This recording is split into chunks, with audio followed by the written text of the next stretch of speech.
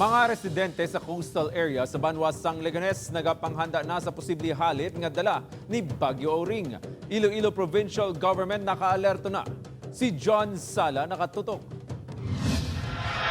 Temprano pa ni Manong Jo Marie ginigot ang atop sang iya balay. Suno sa iya mas maayo na lang ang nakapanghanda na sa baylong magnganga pananglit palido ng ila atop sang hangin kung maglabay na si Bagyo Auring diri sa barangay Nabitasan, Leganes. Preparar man tayo kapangimos man yung mga tao sa amon.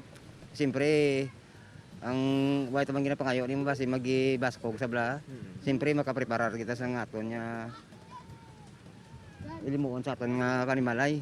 Bangod kabahin man sang bantay dagat hugot man ni ginamonitor ni Manong Jo Marie ang mga nagapangisda sa kalalawran. Sa dila sa pangilid, pero ginambala naman sila nga hindi sila na magano kay siyempre mabot ng bagyo. Si Manong Ramil naman nagpamakal na sang supplies para sa emergency kit sang iya pamilya agud handa in kaso mag-igo na ang bagyo. Maganda ta mag-charge ta sang cellphone o kuan flashlight kag magkuan sang pagkaon para kuning kaso nga makuan ang magkuan gid magdala sa gid man ang bagyo ti may bitkuanan ta siguro may handa ta.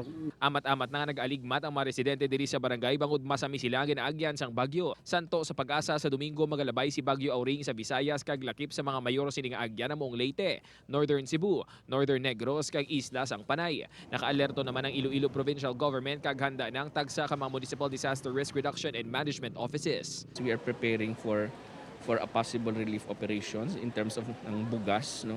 Ginawa na nato ng access naton sa bugas nga pwede naton ibulig. Kag sa mga other relief goods, ang aton nga mga COVID specific nga kinanglan, mga face mask nga mabulig naton and aton mga disinfectants na gin-prepare naton na kahapon.